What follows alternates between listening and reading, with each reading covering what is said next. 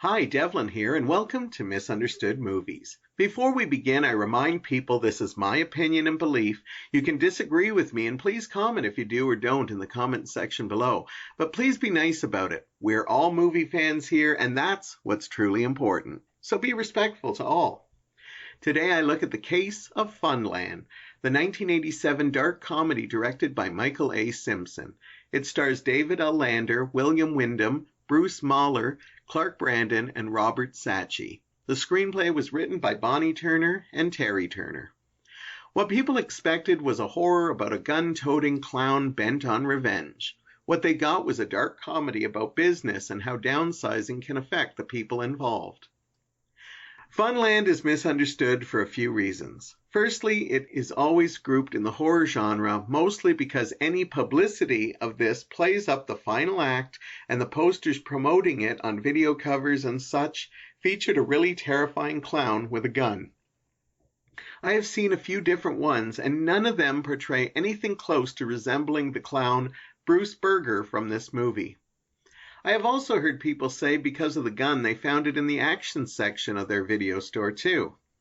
This tells me the production studio had little faith in Funland, which could also explain why it didn't get a proper full movie theater release, and it's hard to find any information about this film. Let me get this straight right now. This is an out-and-out comedy.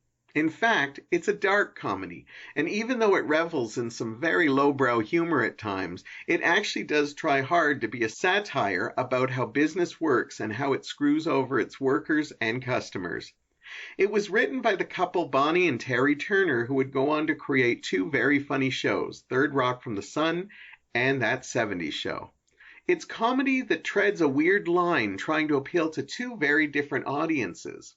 The fact of the matter is, because it is promoted as something else, whether a horror or an action film, for those expecting this, they will mostly really be disappointed.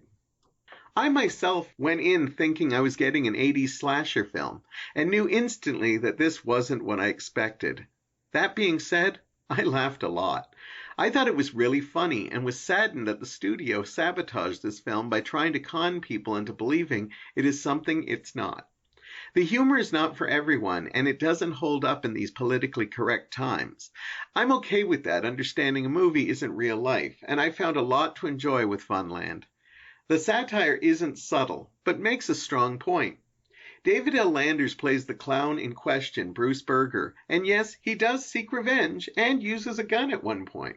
But the publicity never mentions he's egged on to do it by an annoying puppet and Humphrey Bogart. I'm not even going to explain. If this piques your interest, go out and check it out. David L. Landers is best known for playing Squiggy on the sitcom Laverne and Shirley. As a kid, I laughed at Squiggy's antics for his foolishness. But as I got older, I actually saw real genius in what David L. Lander brought to the character. And the same goes for his portrayal of Bruce Berger. It is not easy conveying annoying, but still kind of endearing. Funland is not perfect. The jokes are very hit and miss depending on your humor level. I found myself groaning a lot, but many times I laughed out loud, which doesn't happen for me in most comedies. There is also a teen subplot that adds nothing to the film, but to try to entice teenagers to watch it. But it comes off really flat. I'm sure many were duped by Funland, believing it was going to be something it's not. But I hope there were just as many as me who enjoyed the ride they were taken on in this underrated little gem.